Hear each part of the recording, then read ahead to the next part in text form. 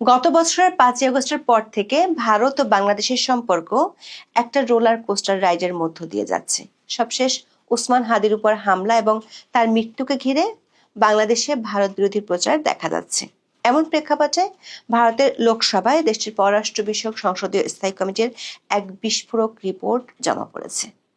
Future of India Bangladesh relationship নামের এই রিপোর্টটি কেবল একটি সরকারি কাগজ নয়, বরং এটি বর্তমানে দিল্লি ও ঢাকার মধ্যকার থমথমে সম্পর্কের একটি এক্সট্রা রিপোর্ট। রিপোর্টে ভারত ও বাংলাদেশের মধ্যকার এলিফ্যান্ট ইন দ্য রুম বা গুরুত্বপূর্ণ ইস্যুগুলোতে 33টি সুপারিশ করা হয়েছে। সবচেয়ে গুরুত্বপূর্ণ একটি বিষয় হলো সংসদীয় কমিটির এই রিপোর্টের কারণে শেখ হাসিনাকে ফেরত না দেওয়ার জন্য মোদী সরকার ভারতের সর্বদলীয় সিদ্ধান্ত পেয়ে গেল। সংসদীয় কমিটির এই রিপোর্টে বাংলাদেশের দাবির প্রেক্ষিতে দেশটির সাবেক প্রধানমন্ত্রী শেখ হাসিনাকে ফেরত না দেওয়ার সিদ্ধান্তই উঠে এসেছে। ভারতীয় গণমাধ্যমগুলো বলছে, কমিটির এমন অভিমতের ফলে শেখ হাসিনাকে ভারতে আশ্রয় দেওয়ার সিদ্ধান্ত এখন শুধু আর ভারত সরকারের বিষয় রইল না, বরং এই রিপোর্টের ফলে ভারতের সংসদে প্রতিনিধিত্বকারী সব দলই মোদী সরকারের সিদ্ধান্তের পক্ষেই কথা বলল। রিপোর্টে বলা হয়েছে, বাংলাদেশে গত বছরের 5ই আগস্ট থেকে হাওয়া বদলে যাওয়ায় ভারত এখন বাংলাদেশে 1971 সালের পর সবচেয়ে বড় কৌশলগত চ্যালেঞ্জের মুখে পড়েছে। বাংলাদেশের জেনজিকে বাগে আনতে বেশ কিছু কৌশলে সুপারিশও করা হয়েছে।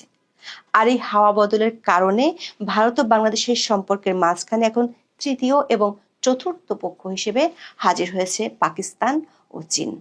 বাংলাদেশে এই দুই দেশের সামরিক তৎপরতার উপর কড়া নজর রাখার কথা বলা হয়েছে প্রতিবেদনে। বিস্তারিত জানতে চলুন যাওয়া যাক বিশ্লেষণে। স্বরাষ্ট্র মন্ত্রণালয় বিষয়ক সংসদীয় কমিটির নেতৃত্বে আছেন কংগ্রেসের সংসদ সদস্য শশী থারুর। তার নেতৃত্বে কমিটি গত বৃহস্পতিবার বাংলাদেশ বিষয়ে ভারতের লোকসভায় প্রতিবেদনটি জমা দেয়। রিপোর্টে দিল্লিকে 33টি সুপারিশ দেওয়া হয়েছে। এর মধ্যে কূটনীতির ভাষায় এলিফ্যান্ট ইন দ্য রুম বা আসল একটি ইস্যু হলো বাংলাদেশের সাবেক প্রধানমন্ত্রী শেখ হাসিনা। গত বছরের 5ই আগস্ট বাংলাদেশ ছেড়ে শেখ হাসিনা ভারতে আশ্রয় নেন। তারপর থেকে দুই দেশের মধ্যকার সম্পর্কের টানাপোড়েনের ক্ষেত্রে এটি সবচেয়ে আলোচিত ইস্যু।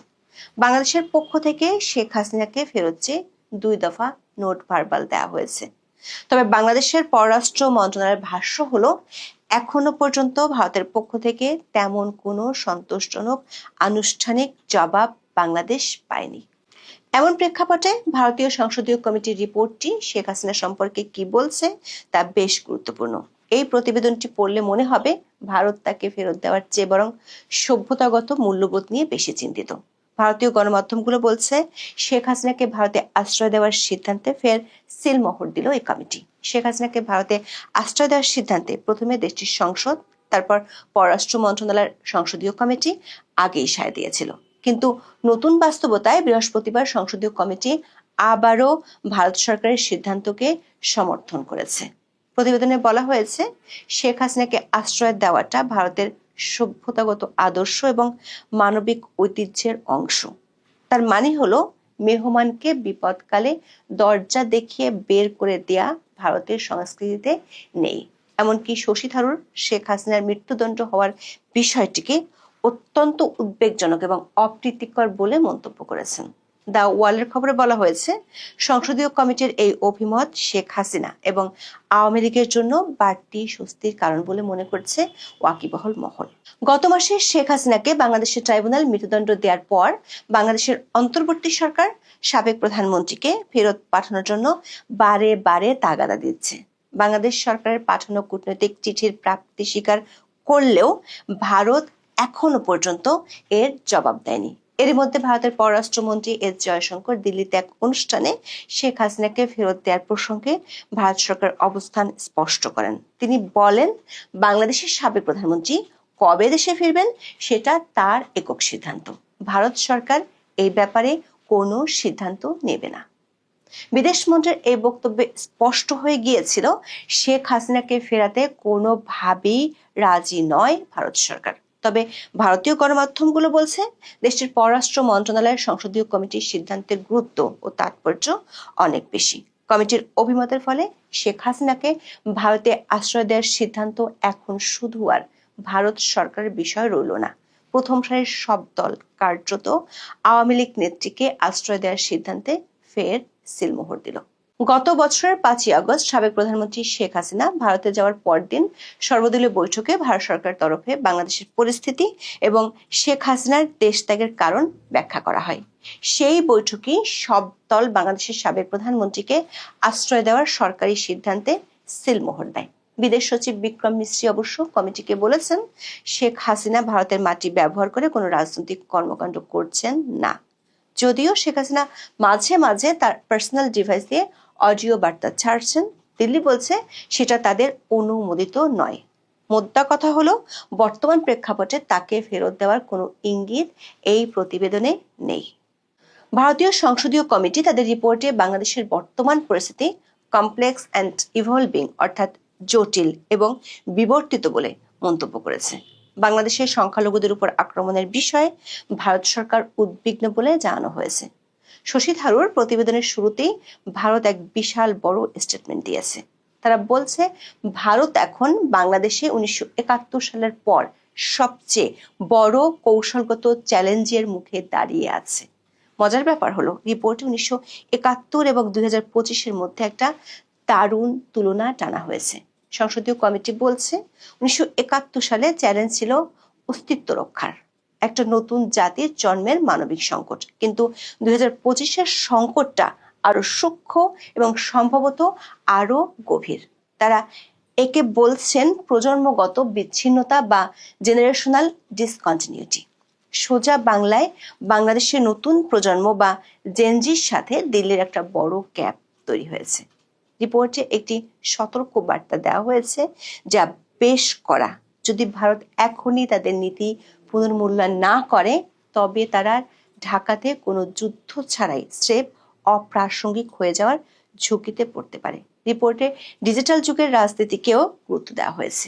আগে রাজনীতি হতো পোস্টার আর মিছিলে, এখন সেটা চলে গেছে মোবাইল স্ক্রিনে, যাকে বলা হচ্ছে মিমিফাইড পলিটিক্স। বাংলাদেশের তরুণ প্রজন্ম র‍্যাপ গান, গ্রাফিতি আর ভাইরাল মিমের মাধ্যমে তাদের ক্ষোভ প্রকাশ করছে। নাটক কম করো প্রিয় বা মব রিপাবলিকের মতো ভাইরাল হওয়া বিষয়গুলো ভারত লক্ষ্য করেছে। সেজন্য রিপোর্টের সুপারিশে বলা হয়েছে, অবৈধ অনুপ্রবেশ ঠেকাতে এবং ভুল করে যাতে কোনো ভারতীয়কে বাংলাদেশে পুশিন করা না হয়, সেজন্য একটি যৌথ মেকানিজম তৈরি করা দরকার। আর সংসদীয় প্রতিনিধি দল এবং মিডিয়া এক্সচেঞ্জ বা সাংস্কৃতিক বিনিময়ের মাধ্যমে সম্পর্ককে ফের চাঙ্গা করার কথা উল্লেখ আছে রিপোর্টে। ভারতীয় সংসদীয় কমিটির রিপোর্ট বলছে, পাকিস্তান ও চীনের ভূত এখন ভারতের নতুন মাথা ব্যথার কারণ হয়ে দাঁড়িয়েছে। ভারত উদ্বেগের সাথে লক্ষ্য করছে, বাংলাদেশের বর্তমান অন্তর্বর্তী সরকার পাকিস্তান এবং চীনের সাথে সম্পর্ক ঘনিষ্ঠ করার চেষ্টা করছে, যা ভারতের জন্য একটি ডাবল স্কুইজ পরিস্থিতি। বিশেষ করে কয়েকটি প্রজেক্ট ভারতের চিন্তার কারণ হয়ে দাঁড়িয়েছে। এগুলো হলো পেকুয়া সাবমেরিন ঘাঁটি, মোংলা বন্দর ও লালমনিরহাট বিমান ঘাঁটি। চীনের সহায়তায় এই প্রজেক্টগুলো ভারতের চিকেন স্নেক করিডোরের খুব কাছে হওয়াতে দিল্লি বেশ টেনশনে আছে। কয়েক দশকের শীতলতার পর ঢাকা ইসলামাবাদ সম্পর্কে নতুন মেরুকরণ এবং ছাত্র নেতাদের অনেকের ভারত বিরোধী বা সেভেন সিস্টার্স নিয়ে করা মন্তব্য দিল্লিকে চরম ক্ষুব্ধ করেছে। প্রতিবেদনের সুপারিশে বলা হয়েছে, বাংলাদেশের মাটিতে যেন চীন ও পাকিস্তানের মতো বিদেশি শক্তি সামরিক পদচিহ্ন না থাকে, তা কড়াভাবে মনিটর করতে হবে। পাশাপাশি ভুল তথ্য বা ভারত বিরোধী ন্যারেটিভ মোকাবেলার জন্য নতুন ব্যবস্থা নিতে হবে। দর্শক, ভারতের এই রিপোর্ট থেকে একটা বিষয় পরিষ্কার, তারা বাংলাদেশ ইস্যুতে নতুন কৌশলগত পথে হাঁটা শুরু করেছে। কারণ হাওয়া বদলেছে। একদিকে ভারত শেখ হাসিনাকে ফেরত না দেওয়ার সর্বসম্মত সিদ্ধান্ত নিয়েছে, আবার ঢাকার নতুন শক্তির সাথেও মানিয়ে নেওয়ার চেষ্টা করছে।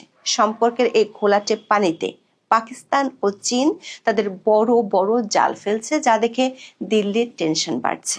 ভারতের একজন বিশ্লেষক বলছেন, ভারত আর বাংলাদেশের সম্পর্কটা হলো সেই পুরনো ডাল ভাতের মতো। যতই বিরিয়ানি বা চাইনিজ খাওয়ার শখ হোক না কেন, পেট ভরাতে সেই ডাল ভাতই লাগে। তবে সমস্যা হলো, ডালটা এখন একটু বেশি পাতলা হয়ে গেছে আর ভাতটা হয়ে গেছে শক্ত। এখন দেখার বিষয়, শশী থারুরের এই 33টি দাওয়াই দিয়ে এই সম্পর্ক কতটা সুস্বাদু হয়। এখন এ পর্যন্ত, সবাই ভালো থাকুন, সুস্থ থাকুন, নিরাপদে থাকুন।